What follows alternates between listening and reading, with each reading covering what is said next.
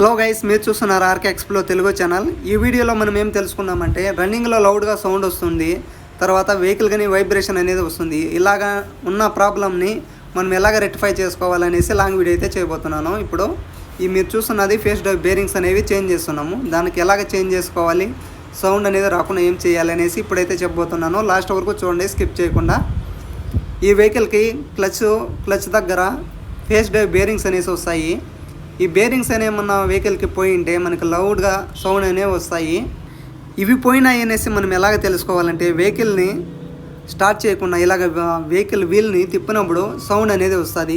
అది కూడా ఎలాగ చెక్ చేసుకోవాలంటే, ఇలాగా క్లచ్ అసెంబ్లీని ఓపెన్ చేసిన తర్వాత వీల్ని తిప్పినప్పుడు వీల్లో సౌండ్ రాకపోతే గేర్ వీల్స్ అన్నీ సరిగా ఉంటాయి. గేర్ వీల్స్, గేర్ బాక్సు, తర్వాత బేరింగ్స్ అన్నీ సరిగా ఉంటాయి.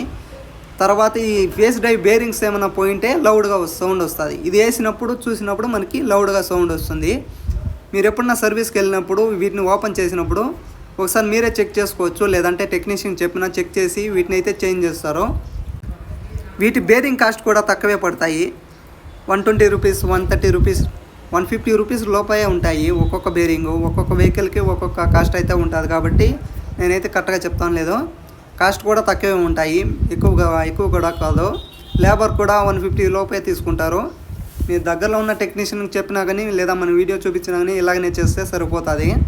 ఈ వెహికల్కి అయితే ఫేస్ డ్రైవ్ బేరింగ్స్ అనేవి ఓపెన్ చేయాలంటే అసెంబ్లీ అంతా ఓపెన్ చేయాలి. దానికోసం మా టెక్నీషియన్ ప్రతి ఒక్కదాన్ని ఓపెన్ చేస్తాడు.